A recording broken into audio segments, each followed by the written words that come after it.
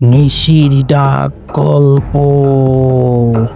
এখানে গল্প নয়, সত্যি ঘটনা শোনানো হয়। নিশির ডাক গল্পে আপনাদের সবাইকে স্বাগতম। আজকের স্ক্রিপ্টের নাম কালো ছায়ার অভিশাপ। স্থান একটি পরিত্যক্ত বাড়ি, যেখানে ঘটে এক অজানা রহস্য। শহরের শেষ প্রান্তে এক পুরনো বাড়ি ছিল, যেটাকে সবাই অভিশপ্ত বাড়ি বলে জানত।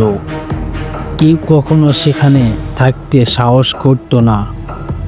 রাতের বেলা কাজ দিয়ে গেলেই অনেকে অদ্ভুত আওয়াজ শুনতে পেত, কিন্তু কেউ এর সত্যতা খুঁজে বের করার চেষ্টা করত না। কিন্তু রিফাত একজন সাংবাদিক, যিনি ভুতুড়ে ঘটনা নিয়ে গবেষণা করতেন। তিনি অনেকবার শুনেছিলেন এই বাড়ির গল্প, কিন্তু প্রমাণ না পাওয়ায় বিশ্বাস করতে পারছিলেন না।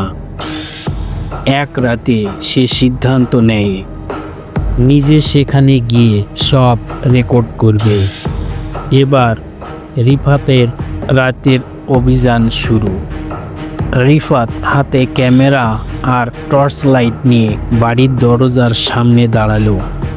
বাতাস ভারী এবং চারপাশ কেমন জানি থমথমে। দরজায় হাত দিতেই সেটা নিজে থেকেই কোকিয়ে খুলে গেল। রিফাত ভিতরে প্রবেশ করল। চারদিকে ধুলো জমে আছে, পুরনো আসবাবপত্র ছড়িয়ে ছিটিয়ে পড়ে আছে। দেয়ালে পুরনো কিছু ছবি ঝুলছে। সেখানে এক পরিবারের ছবি দেখা যায়। হঠাৎ তার মনে হলো ছবির মানুষের চোখ যেন তার দিকে তাকিয়ে আছে।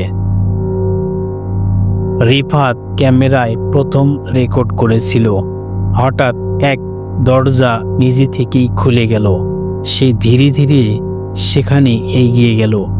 ভেতরে একটা ঘর, যেখানে এক পুরনো খাট, ছেঁড়া পর্দা আর বাতাস নেই, অথচ পর্দা নিজে থেকে নড়ছে। একটা ফিসফিস শব্দ শুনতে পেল রিফাত। তুমি এখানে কেন? সে দ্রুত পিছনে তাকালো, কিন্তু কিছুই দেখতে পেল না। হঠাৎ রিফাতের ক্যামেরা কিছু একটা রেকর্ড করলো। স্ক্রিনে দেখলো একটা কালো ছায়া। সে দ্রুত টর্চ লাইট ধরল, কিন্তু কিছুই দেখতে পেল না। বাতাস ভারী হয়ে উঠল।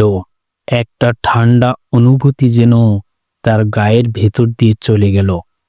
হঠাৎ দেয়ালের দিক থেকে একটা কঙ্কালের মতো হাত বেরিয়ে এলো।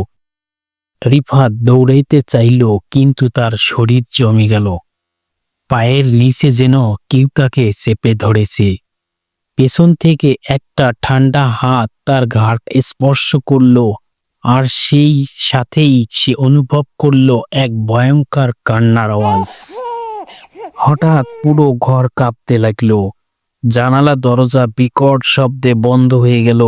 রিফাত চিৎকার করে উঠল, কিন্তু তার কণ্ঠ বের হলো না। তার সামনে এক নারীর ছায়া, রক্তে ভেজা শাড়ি, ফাঁসির দাগ গলায়। তার চোখ ছিল রক্তলাল, আর মুখ থেকে শুধু একটা কথাই বের হচ্ছিল, আমার বদলা চাই। এরপর একটা বিকট শব্দ হলো, আর সবকিছু অন্ধকার হয়ে গেল। পরদিনের সকালের ঘটনা। পরের দিন সকালে কিছু স্থানীয় লোক ওই বাড়ির সামনে রিফাতের ক্যামেরা খুঁজে পেল, কিন্তু সে নিজে ছিল না। ক্যামেরার শেষ রেকর্ড করা ফুটেজ শুধু একজোড়া রক্তলাল চোখ আর সাপে একটা বিকট হাসির শব্দ।